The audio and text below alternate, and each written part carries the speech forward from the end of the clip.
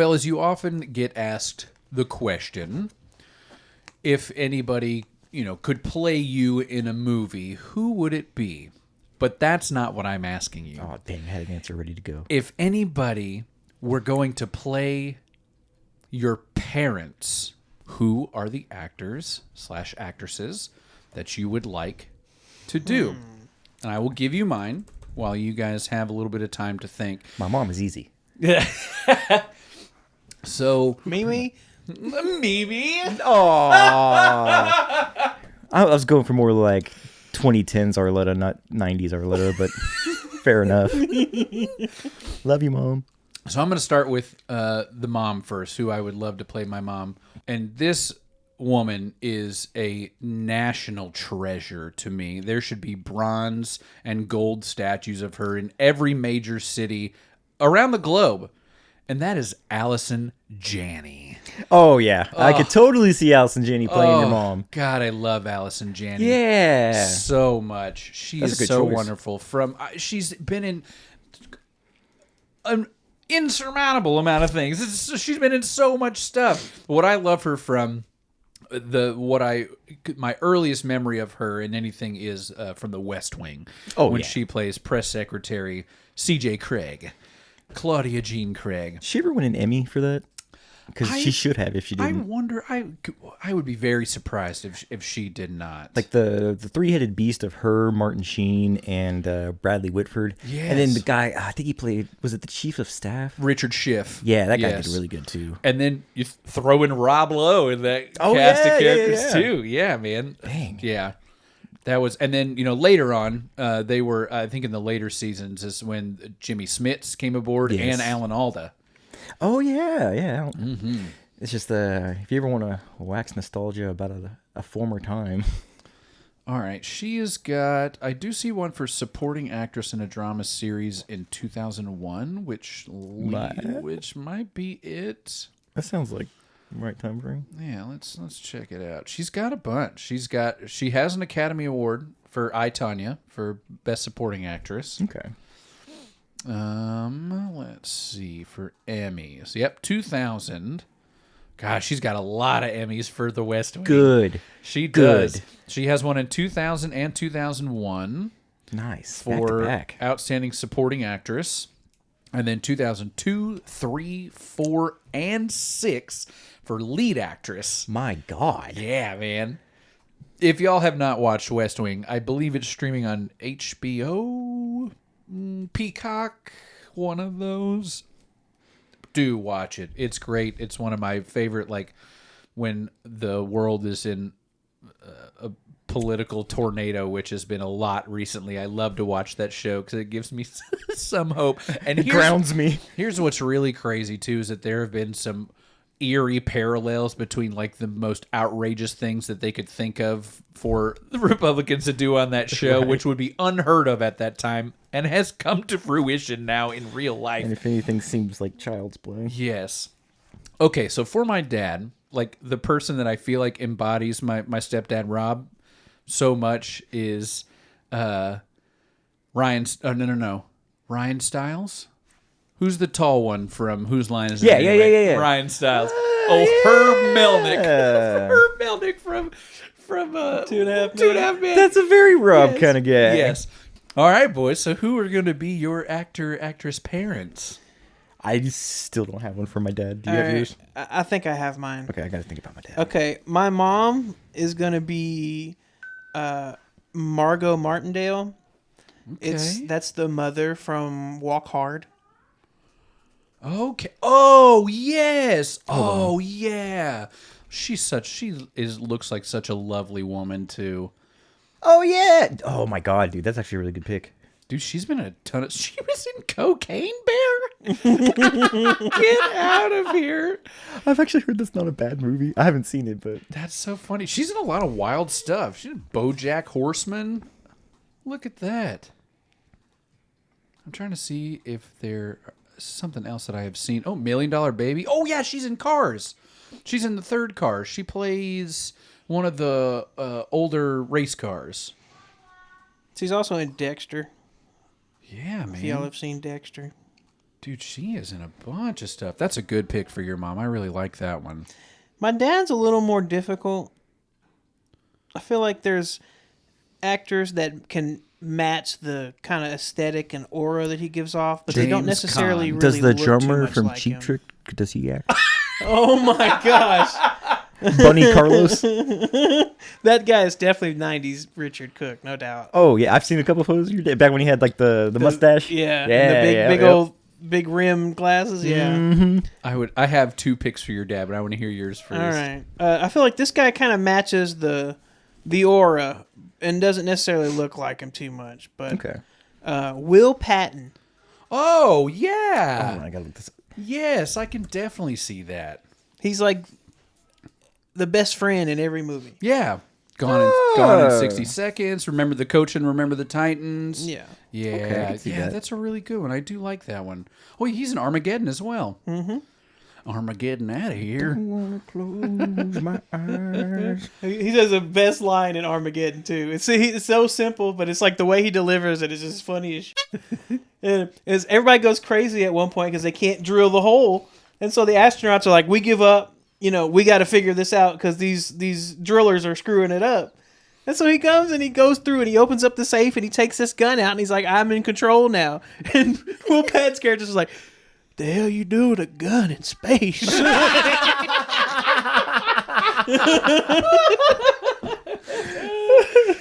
Great. I would have gone either James Caan Could totally see that. or Kevin Pollak for your dad. Okay, yeah. You, Lieutenant Weinberg. Kevin Pollak in A Few Good Men. I think he was in. Was he in a Godfather movie? Oh, Kevin, yeah. Oh, okay. What do I know him from? Shoot.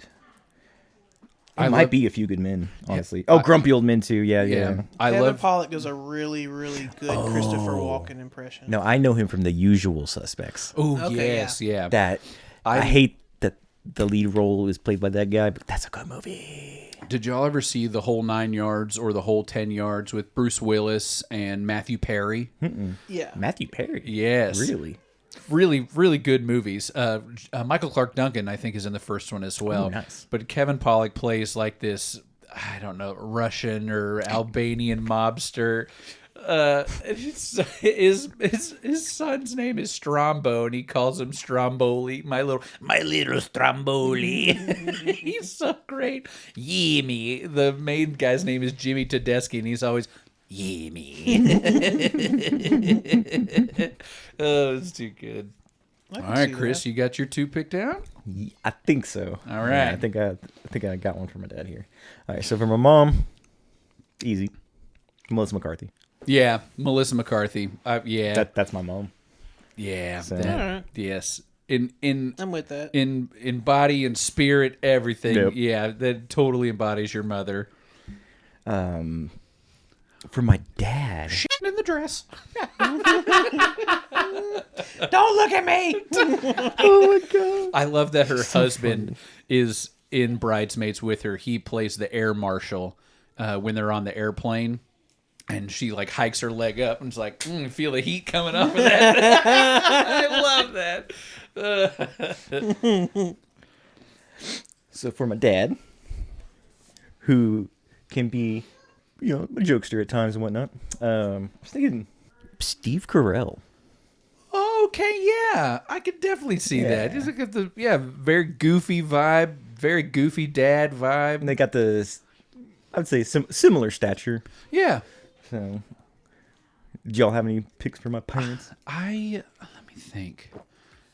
Here, Jordan and I used to joke. Kathy Bates was also a pick for your mom I as could see well. that, yeah. Could totally see that. I wonder if for your dad. I mean, he could also be Ryan Stiles. Yeah, really, yeah. Oh man.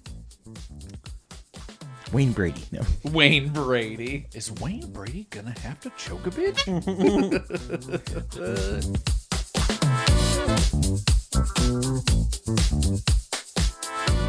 Welcome, everybody, to the Ranger Zone. We are three punishingly obsessed Rangers fanatics, semi-qualified to dish out our takes like hotcakes, from the fans to the front office. I am Robbie Belusic. I am Chris Green. I am Tony Cook. We have another, you guessed it, fantastic episode for you guys. The date, Sunday, September the 28th. It is the last day of baseball season The Rangers are 81-80. Yep, for everybody. We're down at the wire. No more meaningful games left for us or the Guardians, who we are currently in a series with. They clinched right the now. Central, right? They did. Yep. They clinched It's over. with last night. So good for them. What I a guess. choke job by the Tigers. My Yeah. God, they were up 15.5. I couldn't think, at the All-Star break, I couldn't think any way this team doesn't win that division. Yeah. Like, it was a coasting second half. That's what you get for doing the Trump dance. Yeah. Should have traded for Verlander. Oh, that would have been great. Would have solved everything. Oh, that would have been great. Ooh, that and Javi yeah. Baez like fell off a cliff. Like he had that great resurgence in the first half, and then he kind of turned back into regular Javi Baez. Yeah. Well, our episode today, we're going to go through some various numbers throughout the season. We've all picked some stats and figures to go through so we can try to make some sense of the season a little bit, call out some good things, some bad things. We will have multiple episodes after this, I'm sure, breaking down our entire 2025 season. There have been a lot of quotes flying around from CY and Simeon yeah. that we definitely want to get into. This is not the episode we're going to get into that, though. We just want to kind of do a quick hit style of this season. But before we do that, how about a little bit of news? Of the news. And it's for you.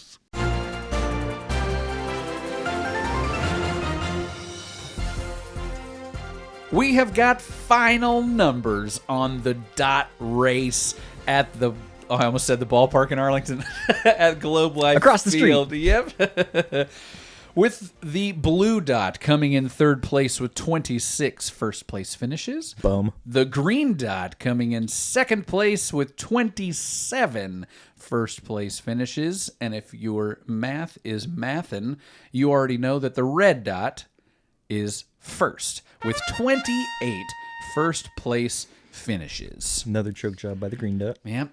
Jordan and I went to the second to last game on Wednesday, and the the green dot won, and it made it perfect to where everybody could get 27. So I was for sure. If I was a betting man, I would have put a lot of money on the blue dot to win to even it out. Nope. The Rangers said there will be a winner and there will be a loser. Next up here in the news, Wyatt Langford logs his first of hopefully many 2020 seasons. He's currently at 22 home runs and 22 stolen bases. He hit that 20th bomb on August the 30th against the Athletics and stole his 20th bag on September the 16th against the Houston Asteroids. Can that be a new hot dog item? Langford logs? The Langford logs. my Oh, God. yeah. I love that. That's good. good. That is good. We'll send a petition in. I think the Rangers are doing some type of, I think it's over now, but you could submit an idea for a stadium giveaway. Should have done that. We should have mocked up something for some Langford logs. I wonder how early you can place a bet for 2026 AL MVP. Because I would love to put money on Wyatt. Probably now. You probably can now. I know I put money on the Rangers to take it all early in the season this year. I got a couple of stats on Langford that I want to talk about that can help push him towards that direction. Wonderful. Love it. Next up in the news, Corey Seager is the Texas Rangers nominee for the Roberto Clemente Award. This is his first nomination. This is an award that goes out to the person who displays excellence in philanthropy and giving back to the community, as Clemente was to do. Got a couple of quotes here from the man. This is direct from Kennedy Landry. Obviously, it's a really cool honor, especially with the people that are in this clubhouse and what they do and how involved our team is in the community. Just kind of cool to get that nod. It was really special for sure, says Seager. He was noted for his significant contributions toward the relief and recovery of the Central Texas floods that happened this year. He has an Uncorked for a Cause charity that he does throughout the year, different wine charity events alongside his wife, Maddie. He's done that in the last 2 years and has raised over $130,000 for the Rangers Baseball Foundation. He is also heavily involved in the Texas Rangers Youth Academy of West Dallas and hosts several Seeger Squad hitting clinics for child and teen athletes. And then in 2024, he helped the city of Arlington renovate Center Park, which is located on 700 South Mary. Played many a baseball game there growing up. It looks great over there now. It does. It now under a new name, the Texas Rangers All-Star Legacy Park, as well as a construction of the Corey Seager batting cages, funded entirely by the Seager family. All right. Yeah. And then lastly, him and his wife, Maddie, very active in donating backpacks, clothes, shoes, dresses, other necessities to schools around DFW for a couple of events, their prom series back to school drive and their back to school shopping sprees at Academy, which they've been doing for the last 4 years. So good to see Seeger get a little philanthropy. Yeah, get some philanthropic recognition. On the Maddie Seeger note, that takes us to our next topic. Maddie Seeger and Claire Pookie Smith are both expecting their first child any day now, said the press release. So Corey and Josh did not travel with the team in our final series to Cleveland. I have not been on either of their Instagrams in the last couple of days, so I don't know if those babes have been born, but good for those guys. Lastly, here in the news, ABS is OTW on the way, guys. Let's go. It is here. It needed an 80% passage rate when the owners voted for it a couple of weeks ago. Automated bowel syndrome.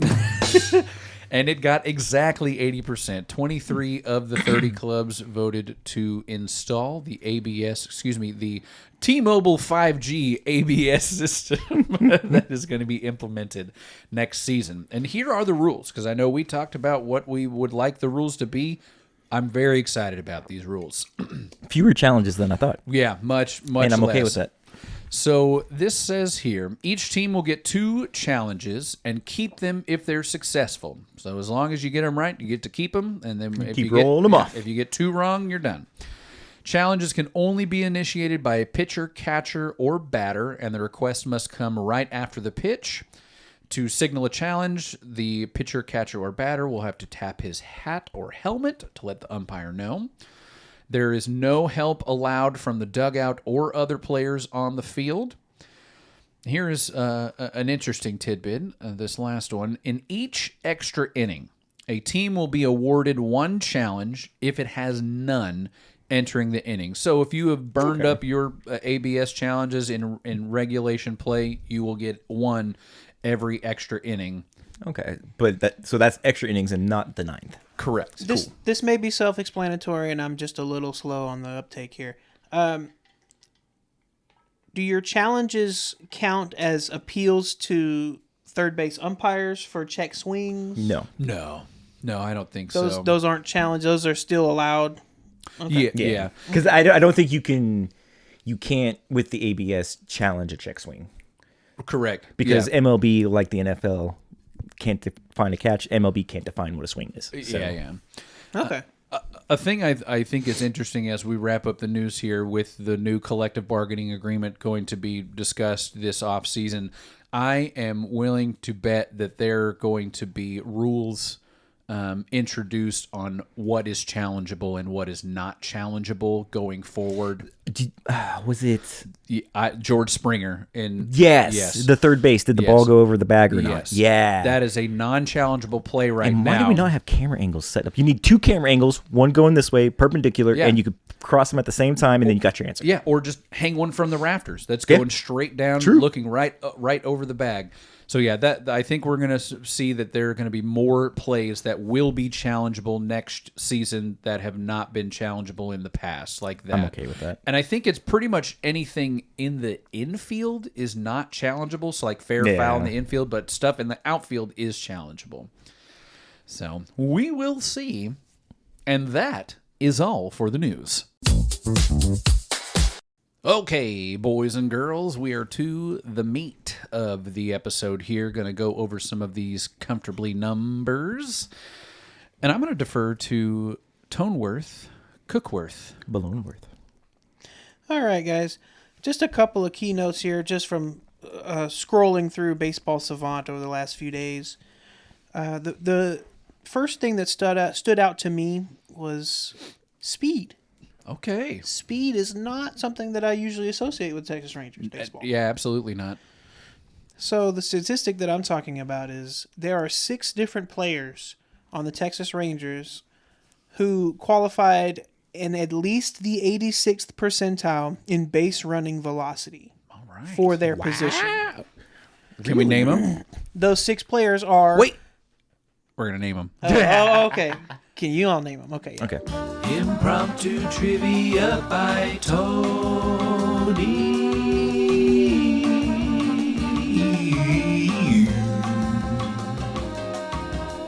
A couple of these are pretty obscure. I'll take the easy one, Wyatt Langford. There you go. Adolis Garcia? No. Okay. I know he's a little sneaky fast sometimes. How about Zeke Duran? Zeke Duran is he's there. gotta be, yeah. I'm trying to think who would Zeke be. Duran was actually, I'm assuming that he's being categorized as a second baseman. Yeah. He was the fastest second baseman in the league. Holy cow. So when you say obscure, are you saying didn't get a lot of playing time or someone you wouldn't think of as fast? Someone that didn't get a lot of playing time. Okay. Alejandro Osuna. No. I'm sucking at this. How about Sam Haggerty? That is correct. All right. That was a great guess. Yeah, that dude is fast. He is pretty quick. There's one more fairly obvious one, and then 2 more that are fairly obscure. Corey Freeman? You mean Cody Freeman? Cody Freeman? I knew what you meant, and it's still no. Who is Cody Freeman? Corey Bradford? This one might Marcus Simeon? No. He's just old active. man legs. He's just active. He has that base running aggressiveness. I wasn't originally thinking he was going to be on this list, but now I don't know. Josh Smith? Okay. I know they would pinch run him sometimes. Got to think outfield. Ooh. Okay. Evan Carter. There you go. There we go. Evan Carter. Yep. And now the difficult ones. R.I.P. Yeah. What, we've got 4 of them, right? So Yes. there's 2 left. Difficult ones. Okay, we've already said Osuna. Is Michael Hellman one of these? Yes. All right. I was thinking between him and Cody Freeman, who would be more likely I to be was faster. just about to say, is mayonnaise one? I would have thought the same thing, that Cody Freeman would be faster Okay. on the base paths than. All right, so 1 left. Hellman might be a sneaky good pickup for our franchise. Yeah. I got high hopes for that guy. Last one. Can I ask if this person is still on the team? Sometimes. Oh. Oh, okay. So Yeah, he's 'cause- got options. Yeah, because Leote was my next pick. Yeah, I was thinking Leote too. He may not be on this team anymore. Crap. Oh, dang. Well, we'll see. Well, I'm stumped on this starts one. with an H. Last name. And it's not Haggerty. And it's not Hellman. Nope. Are we going to be mad when you tell us? Yeah. I mean, he's been around. Okay. Are we just ignoring Josh Smith's last name and going with his middle initial? Y'all out of guesses? Yeah, I'm out of guesses. Yeah. Dustin Harris. Son of a gun. Yeah, I wouldn't have guessed Dustin Harris. and he... so he's got some speed, huh? Yep. I like that kid. I just wish he could get some consistency. All right. Dude's got good energy. All right. My next statistic that I would like to talk about. Robert Garcia, better than he looks. Statistically very similar to Kumar Rocker, Okay. but with better outcomes. Okay. He's not quite as young as Rocker, but if you give him a little time, he may still have the legitimate upside of a closer. So He did have a a very up and down season, but when he was up, it was great because we were cursing his name in mid-August, early August, when he had blown like 4 or 5 saves in a row and then really turned it on after that and put all that behind him. So my lasting impression after this season of Kumar Rocker is that he can be a starter. To me, his thing, as crazy as this sounds, he just needs to play more baseball. Yeah. I just think he needs more reps in the big leagues. Because there was that one time he had that really bad mental gaff where he kind of like threw the ball into the outfield or whatever. Yes. Like, it's just like little stuff like that. And then he seems to kind of have that Martin Perez mental spiral. Yeah. I think just getting through that'll do wonders for him. So here's some stats to compare those two guys. Who? And Rocker and Garcia. Rocker and Garcia. Robert Garcia? Yes. Yes. Okay. That was the whole was Garcia is better than we think he is. Oh, He's just yeah. had some unclutched performances Some that have very kind of painted bad him in a times. bad Yeah. light. Luckily, we lost out by enough games that we can't blame the whole season on him. So. And Yeah. so I wanted to compare him to Rocker initially because I was like, okay, who's somebody that we consider to have, sizable upside who's not necessarily following through on it right now. Right. And when I started going over their stats, they've both played exactly 64 innings this year. Oh, wow. So That's so crazy. One being a starter, one being a reliever. And so it's a little bit apples and oranges as far as Yeah. what's expected Their of you in that situation. role, Exactly. Yeah. But it's enough of a similarity to compare. So hits, we're talking 71 for Rocker to 58 for Garcia. Earned runs, 41 for Rocker to 21 for Garcia. Oh, wow. Home runs, 11 for Rocker, only 8 for Garcia. 23 walks to 22 walks. And K's 56 for Rocker, 68 for Garcia. You said Garcia only gave up 8 home runs? Yes. I bet those were the most unclutched 8 home runs Yep. of all Yeah. time. They were I like bet. all to lose Game the blowers, game. yeah. Yep. Oh, my God. He gave up like 3 homers in a week that all lost the game. Yeah. So, I remember. but despite all that, he still had a 9.6 Ks per 9. Okay. Oh, Garcia yeah. is Dang. He's still striking people he out. still has. Do you have his stuff. walks per 9? It's okay. if you Let me don't. see. Let me see. I do not have his walks. Here, I per can. 9. I'll pull it up while 'Cause- you're going. That might be one of those things. I was like, oh, you should get the walks under control. Because that 9.6, that's scary, dude. His WHIP was 125 compared to That's- 146 for Rocker. Oh, 146 is stinky. Yeah, but the ERA for Rocker was 5.74, and the ERA for Garcia is only 2.95. And that's Rocker bringing that ERA down considerably from the high point. It was up in the 8s at one point. Yeah, it was like 7-ish for a while there too. Yeah. Walks per 9 are a little higher than what you want them to be, especially for a closer who's coming in high leverage spots. Is it over 3? Yeah, it's 3.1, just barely. So yeah, get the walks under control a little bit. Maybe get that down to like 2.5, which is not Makes a difference when you're a unfathomable from where- reliever. I want Yeah. those two guys to train together this offseason. Yeah. And they're both really intense guys. Like, just firebrands. Yes. Yeah. And we'll go back to the trade for him for giving up Nathaniel Lowe because Who's in the postseason, baby? Yeah, but I was asleep at the wheel. I had no idea Boston picked him up. I was watching a game. I was watching a Red Sox game not that long ago, and he fielded a ball at first base, and I saw his name on the back of the jersey, and I was like, why is Nathan Lowe in Boston? And when did this happen? It was a little bit of a roller coaster. He hits this grand slam Gets cut to the walk off, next day. gets cut the next day, and then he's like, now gets picked up by Boston. I'm in the playoff race. right. Let's go. It was like 3 or 4 days later, too. I totally missed it. I thought he was just going to, be on his couch for the rest of the year. I'm glad you brought up Nathaniel Lowe because I was thinking about him earlier, and he could be one of those guys where, say, the Red Sox do pull off another World Series win, and My home run group would hump the air. he's a key contributor in the postseason. Him having 2 rings and whatnot, I think is gonna give him a solid 6 to 8 years of being the veteran that ride the bench if he doesn't have a solid back going forward. But it's one of those, he's gonna extend his MLB lifetime by a lot if he wins again. Oh, yeah. That's one of those guys. He'll be like an Austin Hedges kind of guy. Like you Yeah. just pick him up for vibes. Mm-hmm. Big time vibes guy. Yeah, big vibes guy. I mean, this is the dude that freaking was shotgunning the beers at the freaking World Series. shirtless. And then the other thing I like is there's He's our J.R. Smith. Yeah. There was another part where it was like, I think right after they had done the stuff on the stage with everybody, and Corey Seager making his quote and whatnot. There's a picture of Nathaniel Lowe all by himself holding his dog. His dog. He just brought having his the little time puppy of his dog life with a cigar in his mouth. I think. All vibes, dude. I love that guy. I miss him so much. I do. I know. I miss him so much too. More than I thought I would. I'll be honest. A lot more than I thought I would. Yes.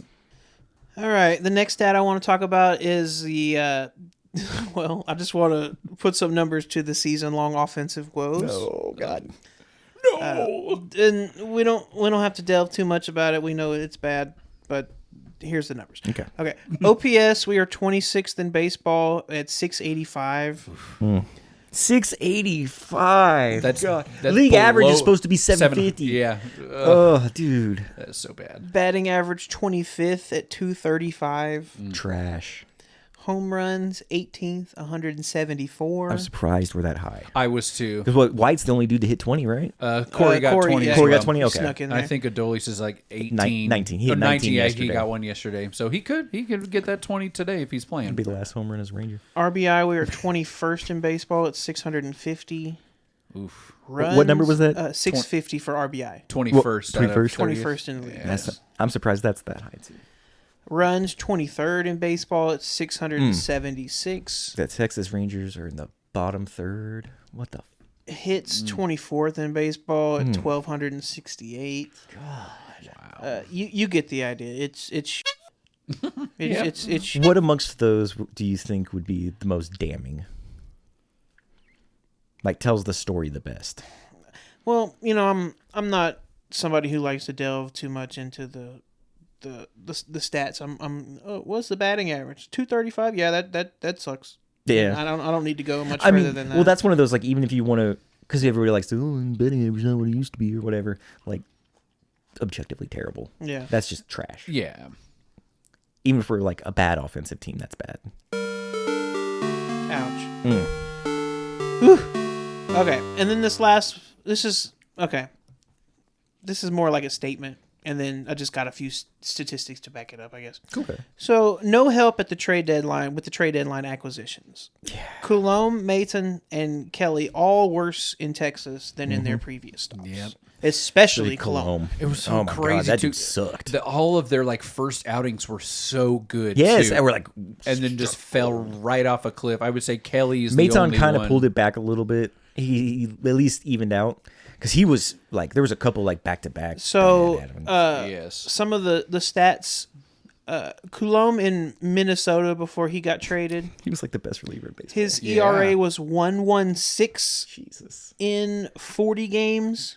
Was it over 5 with us? It was 5.73 Oh my God. with us. Oh my! How many innings do you have? These innings pitched? Yes, he pitched 31 innings I'm for surprised Minnesota, it's- oh, and then he okay. pitched 11 innings for us. I think he got Phantom IL'd at one point. I'm not gonna lie. He did. Okay. Yeah, he absolutely They were did. just like, you can't play for us anymore, man. Yeah. So he gave up 7 runs with us. He only gave up 4 runs his entire time in Minnesota. Jeez. Well, that goes back to our discussion we had where every reliever was coming in high leverage. Yeah. That's just oof, dude. I think he was one of he had, when he came over, also was the pitcher in the league who had inherited the most runners. And to not allow him to score and everything. Yeah. So I know he's only a reliever, so it wasn't a huge trade, but that's got to be up there as far as our worst deadline acquisitions of all time.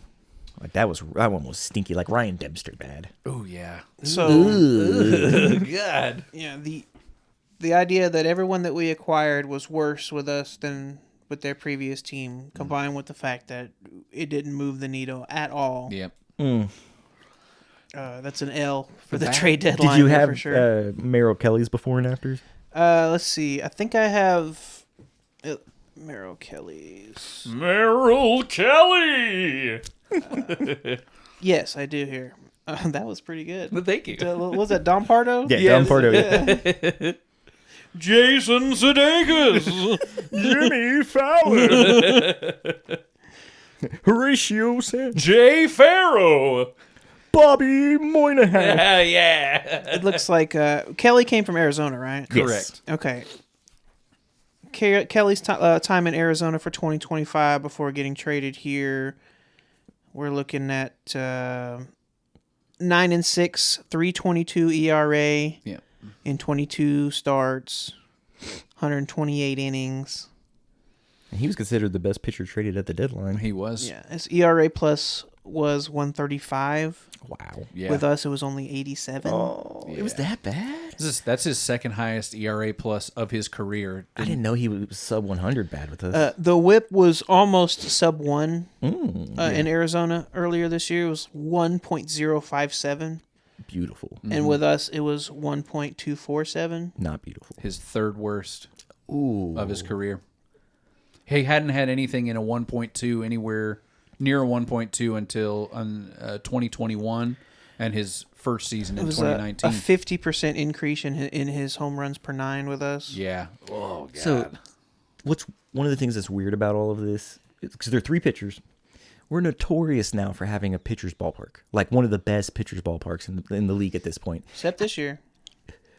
Well, even then it was. Well, yeah, So I'm I wondering, guess. like, how those 3 stellar pitchers come over to the team that has the best pitching staff in baseball and poop the bed. Yeah. When everyone else is having career years Yeah. in this for us in our pitching for It us. makes no sense. It's Yeah. got to be the just the toxicity of the non-offense Of our city. spilling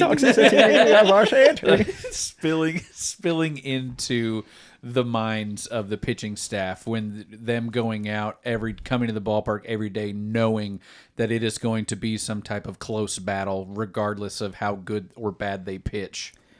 I think it was like never one thing.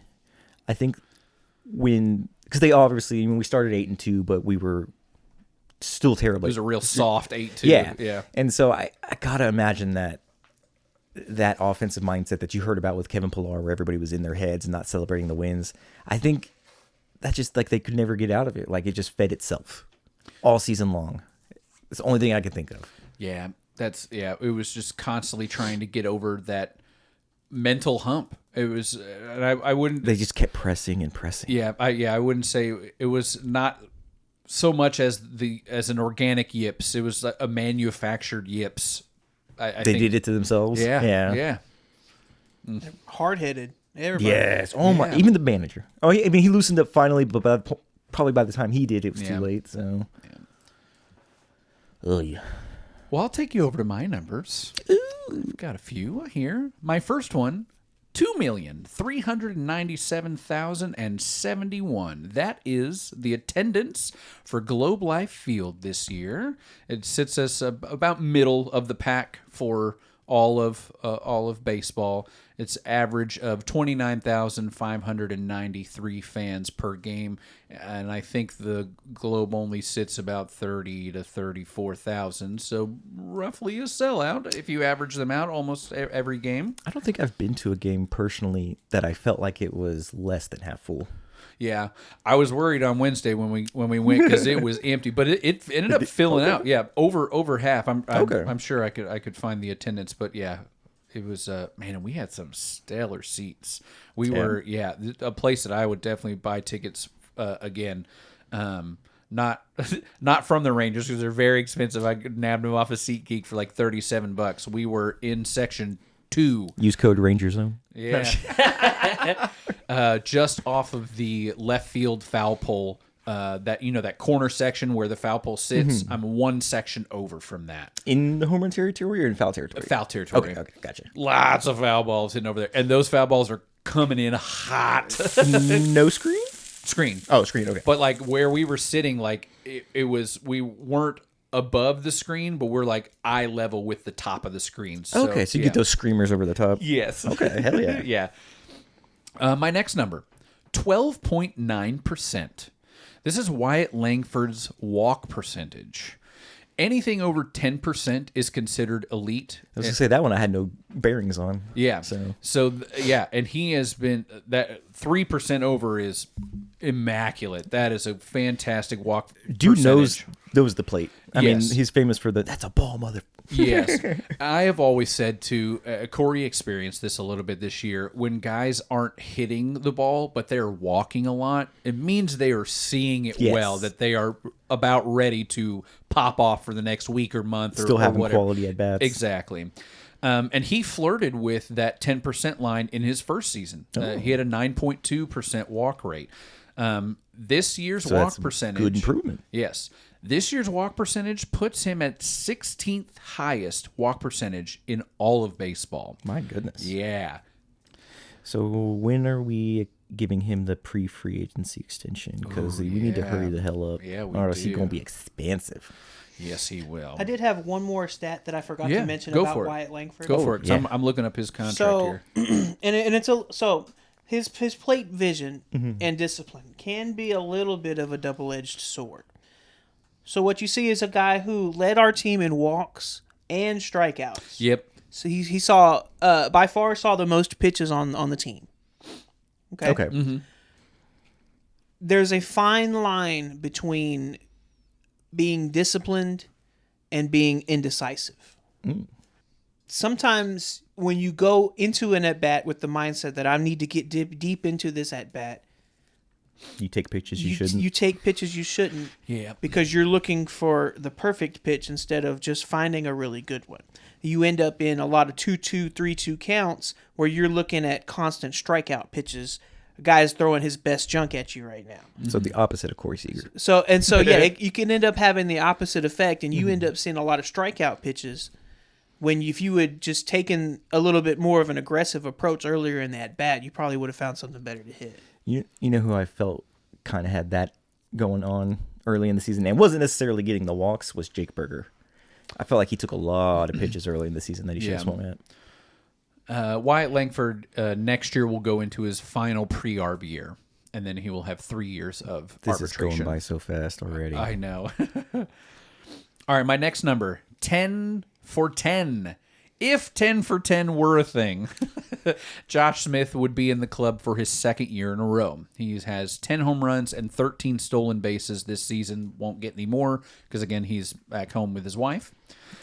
We have now seen him play 2 full seasons, 149 games last year and 144 games this year, and we have a legitimate look of who he is. And he is a major leaguer. Yep, if he remains an everyday player, whether that be at a utility or at an actual spot. His slash line through those 2 seasons is a 254 batting average, a 336 on base, which is good. For who he is, a 380 slugging. Not he's only got Not known for the pop. Not known for the pop. 716 on base plus slugging, and his OPS plus in those 2 years was 114 last season and 106 this year. So a slightly above average player. And for what you're paying for him, it's a win. Like it's a net positive for considering what you're paying him. Yes. My next number. 8.22. This is the range factor per 9. Again, we haven't talked about this stat in a while, so if you want a reminder, this is the best defensive metric on how to measure a particular player at any base based on the number of balls hit in play and handled by them to make an out. Jake Berger ranked... Sorry, say it one more time. Yes. I wanted to sink in. Because I know this is a good one. Yes. So. So this is the amount of balls hit in play that are fielded or handled by that player that then turn into an out. Okay. So... And the way these numbers work, there's a range for each position because as a first baseman, you will handle more balls than most people. Right. I was thinking like a lot fewer in the outfield that those actually end up in outs after you field it. Exactly. Okay. Gotcha. So this is adjusted. Yes. Interesting. Jake Berger ranks 10th among all first basemen. Look at our boy. We talked a lot about him before the season started. With at least 90 games played at first base, which is how many he played at first base. He had other DH games, but he only played 90 at the bag. So among all other first basemen in the league who played at least 90 games at first base, he ranks 10th defensively. Nice. Yeah. Man, major kudos to this guy. There was a moment there where people were whispering, like, he may get non-tendered. They may not even offer him a contract next year. And now this dude is like, okay, he's back in the core. Yeah. He came on strong in September, and he fizzled out a little bit toward the end. I think he went on like an 0 for 18 streak for a little while. And that's him to a degree. He's going to be streaky. Yeah.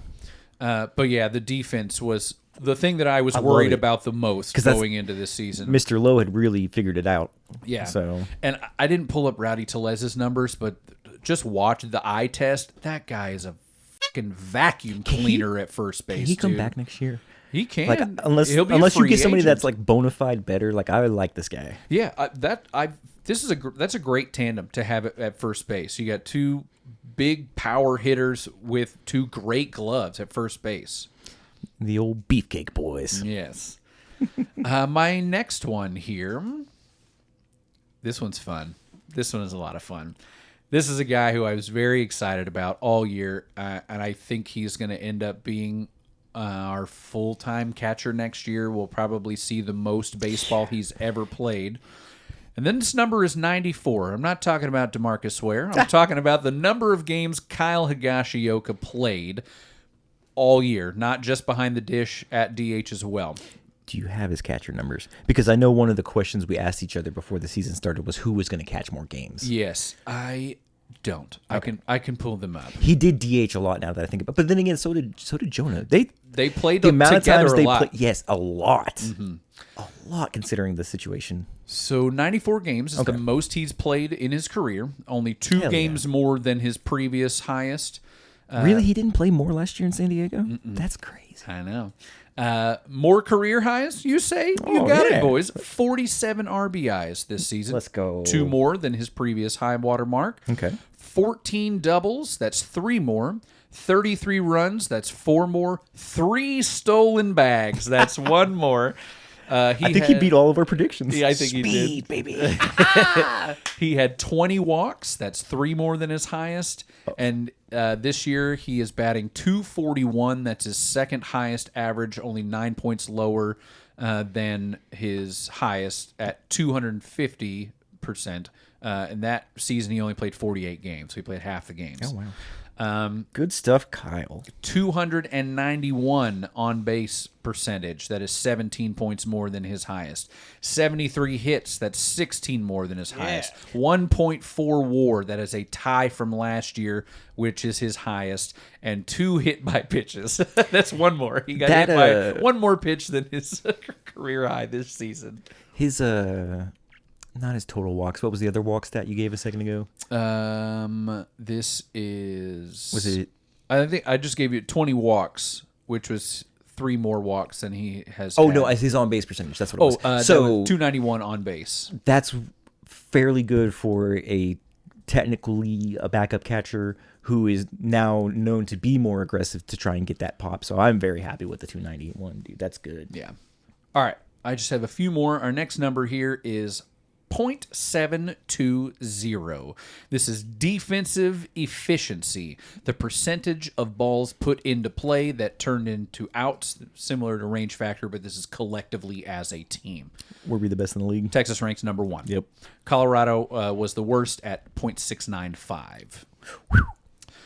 3.71. This is the number of runs allowed per game. Texas ranks number 1. Colorado again at the bottom at 6.33. Oh, dude. 51. This is errors committed. Texas ranks 30th in errors committed, the best in baseball. The worst offenders were Boston at 115 errors. But they're going to the playoffs, so. Yeah. And then the last You one. can make errors if you score runs. Yeah. And then the last one here, .991. This is fielding percentage. Beautiful. Texas ranks number 1. Number 1. With Boston again at the worst fielding percentage of .980. And those are all my numbers. This worked out pretty well because you kind of talked about hitting and speed. You kind of talked about defense, and I got some pitching ones. All right. Um, And that'll do it here for the...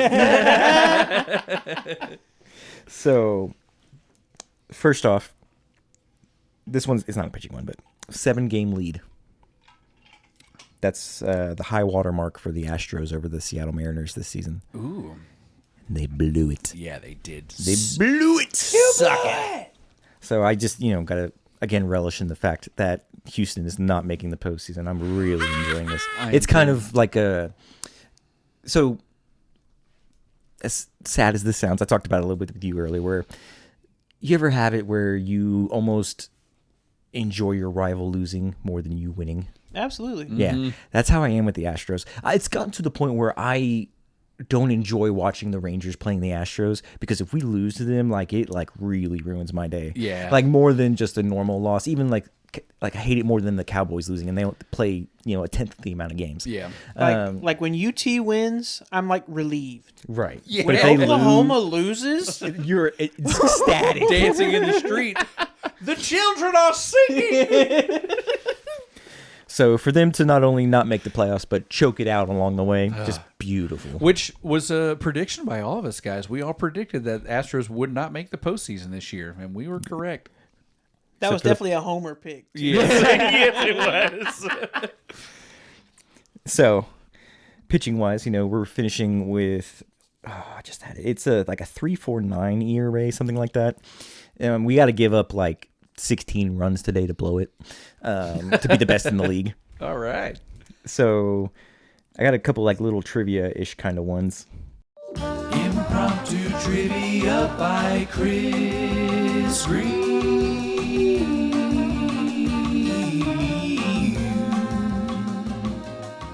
This is the best pitching staff we've ever had, right? Yes. We've been known as an offensive team. In the history of our franchise, there have been 3 seasons where we finished with the most runs in baseball. Can you guess them? 3 seasons that we Most finished. runs Given scored up? or most runs given up? Most runs scored. Thank you. Okay. Yes. Oh, okay. So the most runs scored. No, this is an offensive one, but we're known as an offensive franchise. So it kind of surprised me that it was only 3 times, and all 3 of these seasons really make sense. 2011. Close, but no, 10. wrong way. 12. Yes. Okay. That was the year where everybody they should have gone on and kicked ass, but they just sputtered out at the very, very, very end. Yeah. But was the best team in baseball for the majority of They the probably season. just exhausted. Yeah, I mean 3 seasons in a row. Oh, yeah. Yeah. It's got to be a season in the 90s. It is, but it's probably not the first, second, or third one that you think. Okay, well, in that case, I'm going to go with 93. Close. I'm going a few years newer. I'm going to say 2015. No, not that year. 95. Wrong way. 91. Correct. All right. So that was Pudge's rookie year. That's when Juan Gone really broke out. I think that might have been the last year we had Rafi. No, Rafi played up till 93 with us. But like we had Julio Franco on that team, they were just clicking. And then the last one, you guys probably wouldn't guess, but when I tell you, it'll make sense. Is 2008. First year we had Hambone, and the pitching was crap. If the pitching had been good, we actually would have contended that year. Oof. Okay. 596 is the total number of runs allowed by this team this year, and it is the lowest in baseball. If we can manage to give up 3 or fewer runs, we will be the only team to give up fewer than 600 runs this year, which I think is pretty nifty. Yeah, that's really cool. I think Patrick Corbin's on the mound today, so you never know. You really never know. I think his ERA is sitting around like 4, so He's pitching for another contract, I would think. He'll go out on a high note. So. would definitely make more than the 1.1 I million was that gonna he's say, making he this has year. already made bank as far as I'm concerned. If MLB was to institute a veterans minimum, that would be lower than what that number would be. Yes, yeah, it would be. Oh, man. But he had to have been by far the best value of the team this year. So him and Langford, just because he's cheap still. Yeah. But if you want to go like major league free agent signings, by far. My next one, I don't have too much to expand on it. I just think it's a beautiful number, is the 1.17 whip. Yeah. That is just stupid to me to think about the Texas Rangers having the lowest whip in baseball, the lowest walks, hits per inning pitched. Just insane. And we wasted it. Yep. 3.45 is the ERA, the team ERA. Okay. Okay. This next one's my last trivia one. Jacob deGrom, our ace, finished with a 2.97 ERA in a qualifying season. Pats on the back for him. Yes. He only missed 1 start, and he probably didn't have to miss that start. That was just a precautionary. The boy needed a rest. I got to see his final start. Nice. It was number 30. He made Yep. 30 starts, guys. He fought. That's crazy. He fought for that start. Good. I heard. I'm glad he did because they could have easily shut him down. We were out of it by that point. Yep, they came to him and was like, there's really no reason to pitch you, and he was like, the fuck there is. I am pitching, and they pulled him early. He only had 7. He was at 74 pitches through 5 innings. He could have gone another. They said, that's enough, son. Yeah. And I think he only gave up the 1 run in that game. It was a leadoff homer to Byron Buxton, who hit 3 leadoff home runs in that series. That's one insane. for every game. I think he had 4 hits in the whole series. They were all homers. That man can play ball. That dude, yeah. And just a little aside from yours, because I talked to you about this a little bit. Just Byron Buxton had a massive year for him, and one of his healthiest years since his debut in the league. Entering the last 2 series of the season, he was 6 bags shy of a 30-30 season. And how old is he? Yeah, he's like 30. 31? Yeah. It's crazy. I did find the games caught for between Jonah and Higgy. Higgy caught 74, and Jonah caught 94. Okay. And I think some of those overlap because they were subbed in for each other. Didn't we have like Tucker Barnhart catch like 3 or something crazy? I think like so. And then he one. retired. I think it was like 1 game. He got 1 start at least. Oh my goodness. Okay, so 2.97 whip. It's the 4th time in Rangers history that a qualified starter has had a sub 3 ERA. That's it. 4. Wow, really? That is number 4. Can you name the other 3? And bonus points if you get the year. Darvish, Correct. Can you name the year? 2013. Bingo. Dang, On nice. the nose. Good job, sir. So of the 2 that are remaining, 1 is easy and 1 is probably going to be a little shocking. Kenny Rogers? No. Good guess, though. Good guess. Is Derek Holland one of them? No. Thank God. Cole Hamels? No, that's also a good guess, though. Oh, yeah, That's a a very solid guess. One of them should be really easy, guys. Like, really, really easy. Nathan Uvalde. Although, he might have had the first sub 2 had he qualified. Yeah, no kidding. This is apart from DeGrom? Martin Perez? Yes. That's the hard one. All right. Can you name the year? It was a World Series year, right? No. It was the year before, 2022. Oh, 2022. That we offered him the qualifying offer and he accepted. So, but yeah, dude, Martin Perez is on this list. That's so crazy. You said there's only 1 left? Yes, guys. How are we not getting this one? It's not Nolan Ryan, is it? It is Nolan Ryan. Okay. 1991. I was going to guess him, but I was like, I mean, he got lit up from time to time.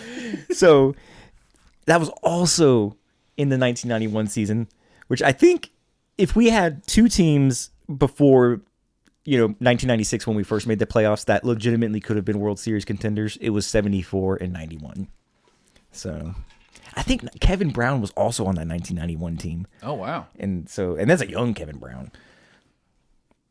Damn, that's a good 1-2 How did this team not make who won? Oh, I'm about to look up the 91 standings. Given this is, 2 divisions in each league and only the division winner gets to go on. So I'm sure some team won 100 games, but So you said this was a team with Nolan Ryan and Kevin Brown and had the best offense in the league. that's correct. That's nuts. They had to have won 90 games. If they didn't, I'm going to be shocked. Okay.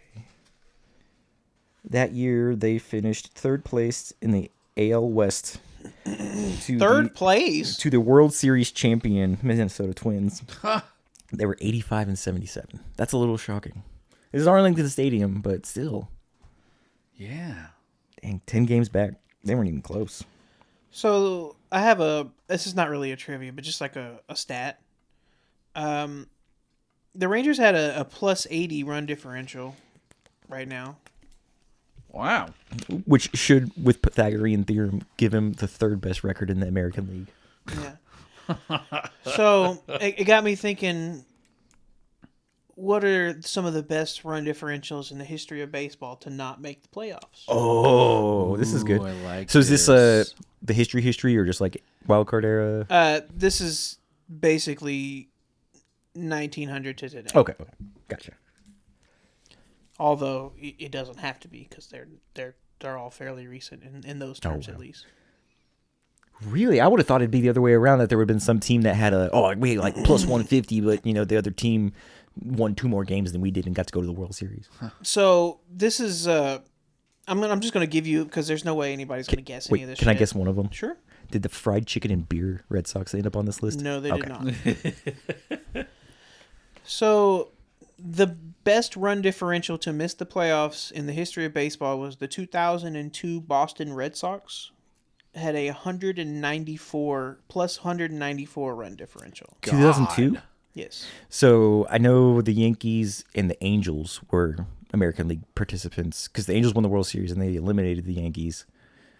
I think the Twins. Oh, let me look. 2002. All these teams are from like the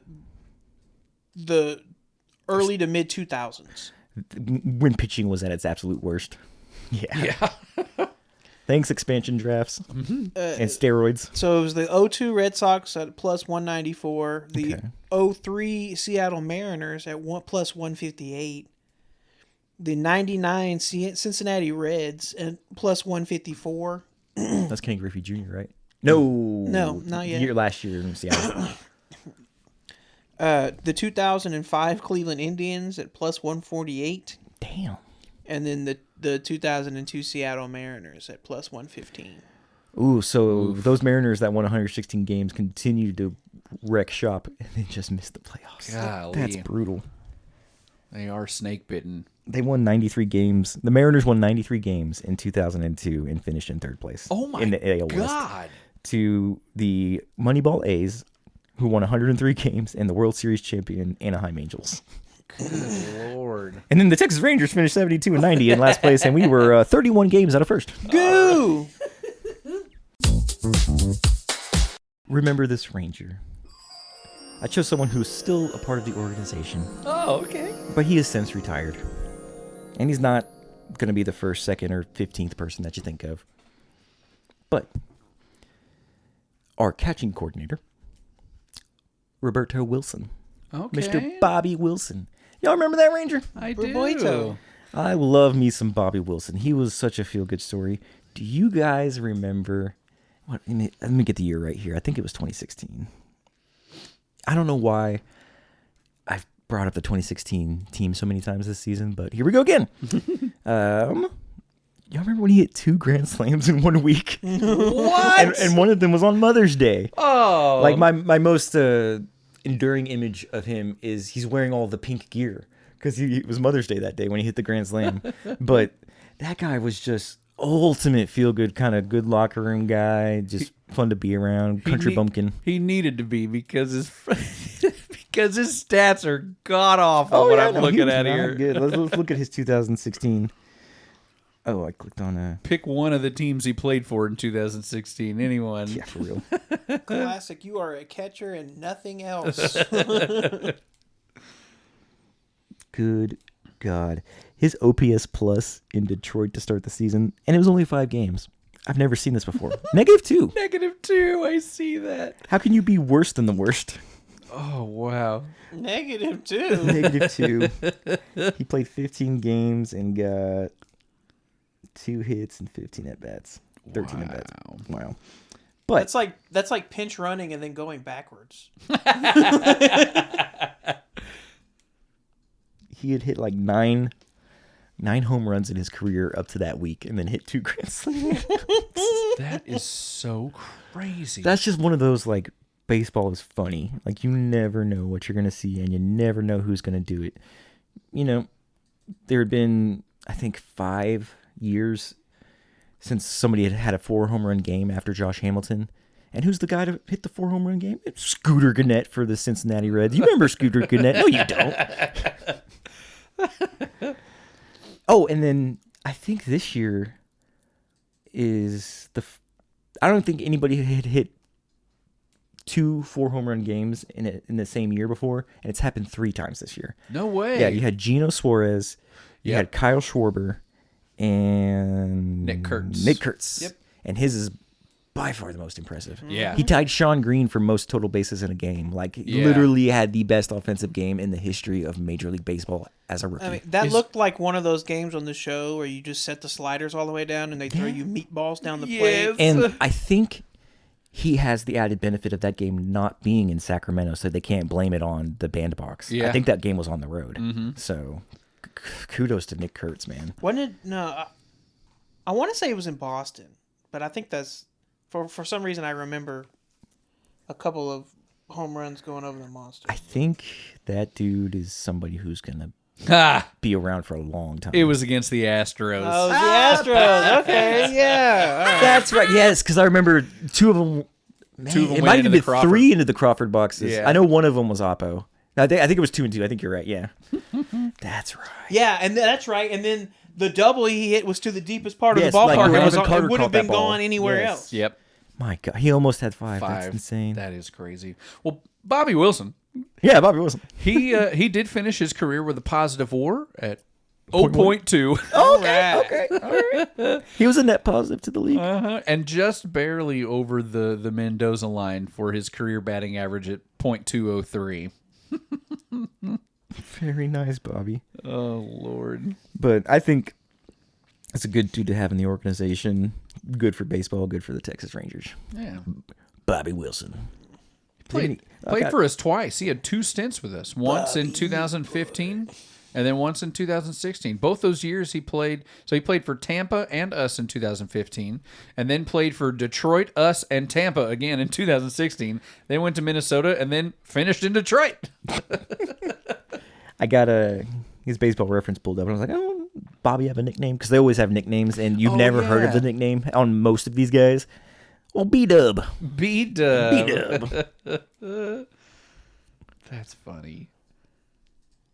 If I go to Marcus Simeon's page and his nickname is Simi, I'm gonna. Let's see. Yeah, weirdly, in 2015, 2016 is when Bobby Wilson offensively found something that he'd never had. Have you ever heard Marcus Simeon called Sauce before? Never. Never. I've never They heard got that. Simi on here, so it's Sauce and Marcus. Mahkus. Marcus. I do that with Kata. Kata. This is a wild guy. Oh, Bobby Wilson. You said he retired from our organization? He gone? Oh, he just retired in general. Oh, okay. I think he's our catching coordinator. That's good. So he works with Kyle and Jonah, and I think he's out there in the bullpen a lot with the relievers. So You know what? I'm curious about his range factor as a catcher. I'm going to go look it up. because his bat was off, so he better have had good defense. Yes. It's probably more of those you just great at handling a pitching staff.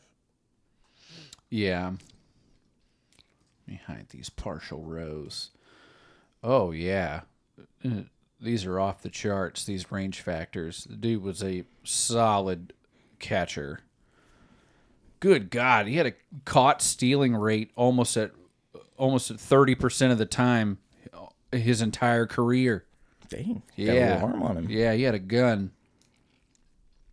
Dude, can you look up Pudges? Yeah. Let's see what we got. Because, I mean, like, here. he's usually the bar for a good arm, so. And fun little quick aside, because I have Simeon's page still pulled up. Marcus played 6 years in Oakland, and he's done 4 years with us now, and he's already exceeded his Oakland WAR. So he had 20 WAR even with Oakland. He's at 20.9 with us. Pudge. These numbers are unreal. He led. Is it over 50? Yes. Oh my God. 51, 57, 56, Oh my 54. He led the league in caught stealing percentage. 1, 2, 3, 4, 5, 6, 7, 8, 9 years. Wasn't he like the starting catcher for the All-Star game from like 91 to 2002? He probably, let's see, 99, 2000, 2001. Yeah, so 99 to 2001 he was there, and then from 04 to 07 he was there. Those are silly numbers. That is insane. That means if you ran on Pudge, it was a 50-50 shot. Oh, actually, less than a 50-50 shot. It was more likely than not that you were not going to get to that base. God, dude. That's so crazy. I got a question for y'all. Who do you think is playing their last game as a Texas Ranger today? Jonah Heim. Yep. Adolis Garcia. Yep. I would say Zeke Duran, but I have a feeling we'll end up keeping him around. Cheap. Yeah. There's a small chance that Josh Young may have played his last game as a Ranger, I think. I'm Not yet. You don't think so? He'll get traded when Walcott's ready. Fair. okay. Okay. I just need him to remain at whatever level he's at so that trade value doesn't go down. Because as we've said in previous episodes, his trade value has never been higher than it is right now. He, at one point this season, completely lost his eye for the plate. Yeah. Oh, my gosh. He's dug it out, though. He's back at 250. Yeah. He's, especially here in September, he's been doing really well. That's good. I like him a lot. I don't want him to go. I don't I either. really love Josh Young, but it's like with the trade value and all things considered where we're at talent-wise, he is somebody that could be expendable to get a good return. Yeah. Also, the entire bullpen except Garcia. Yeah. This will probably be their last game. I'd like to bring back Sean Armstrong if possible, and/or Okay with Hobie that. Milner. Yeah. Those are probably the only two that I'd be willing to keep around. I'm always down to have a crafty sidearm guy, and like Just kind Hobie's of been. depends on The what money. their market is Yeah. now. Yeah. Because they did have good years. They did.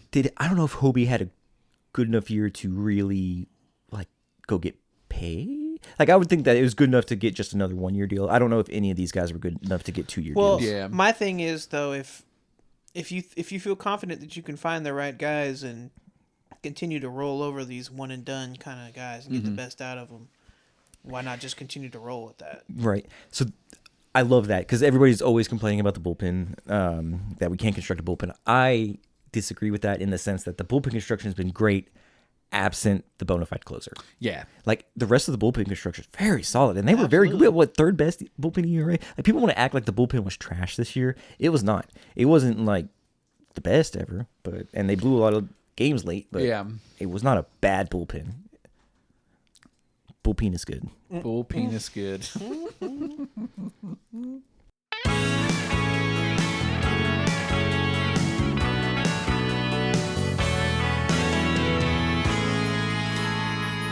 Okay, ladies and gents, it's time to take you to the assistant GM, Tony Cook. Step into my office, bitch. In 6 games. In 6 games, yeah. Just want to take a little time and talk about give out a few awards for the end of the year here. All right. Okay. So some of these will be obvious. Some of these we'll have to talk about a little bit. MVP, Jacob deGrom. That seems pretty obvious, right? I'm okay with that. Yeah.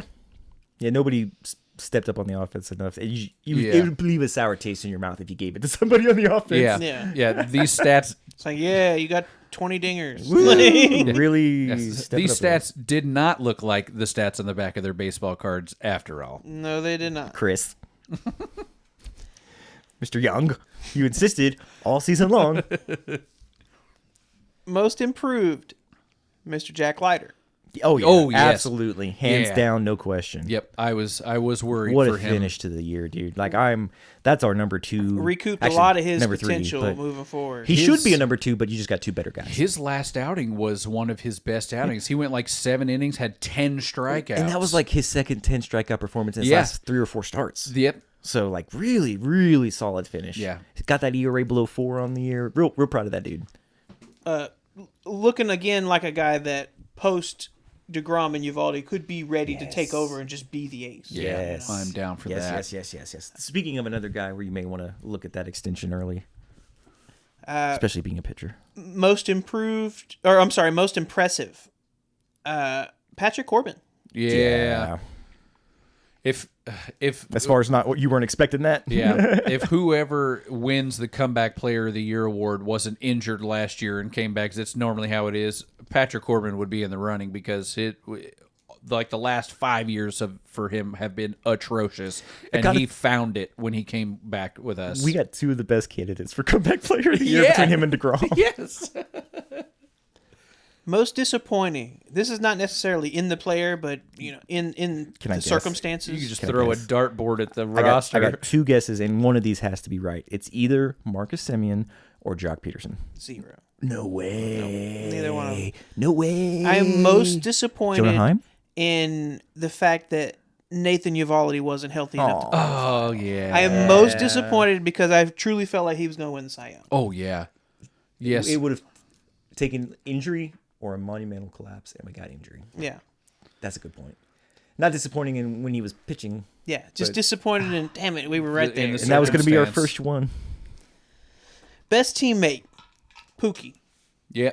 It's the second season in a row where he has outplayed the person at his natural position, and you ain't heard a peep about it. Yep. He just shows up to the ballpark and does his job. You know who I hear is the best locker room guy? Josh Young. Really? Yeah, can everybody see says that. that dude Well- is just knows it, like friends with everybody, gets people gifts, like all kinds of stuff. I remember early on in the season, he was talking about how like that he wanted to start to embody that a more leader in the clubhouse role. So that's great for him. I love that. Coach of the year, obviously Mike Maddox. Yeah, yeah, Should absolutely. be coach of the year. Like, do they give out a non-manager coach of the year? Because if so, I mean, for like all of the league, I'd be interested in that. Fan favorite, just the Little Rascals. Yeah, all of them, all four of them. Yeah, they're great. That kept asses in seats in September. It sure did. Kept the season interesting up till about the last week and a half, which is about all you can ask for as Yeah. far as a bare minimum. So. Oh, and it really gives you hope going forward. Yeah. Especially, you know what? Especially considering most of these guys, their first few tastes of the big leagues didn't go very well. And we were like questioning, like, can we draft? And then all of a sudden, like, these guys just put that together. Yep. So, They did. unless Best- it's Justin Foscue. Best walk-up music, Wyatt Langford, Molly Hatchet. Yeah. Oh, it's not Jake Berger's, what's the Stevie Nicks song? The 17. Yeah, Age of Yes, 17. I forgot he has that. You know what? I forget who else is it. The pitcher has. DeGrom's Simple If Man. I hear your voice, just call my name. It's the choral version. I think it was. Oh, yes. Yeah, it was, wasn't it Corbin? No, it it's was a a closer. reliever, yeah. Oh. It might be Armstrong. I think it is Armstrong. Oh, shit. I just lost what I was thinking.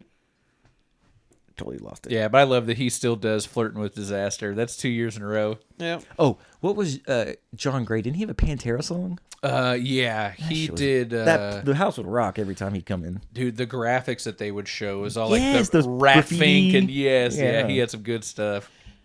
See you soon. Prospect of the year, Jose Corniel. All right. Can you tell me anything about him? I'm not Yes, familiar. I can.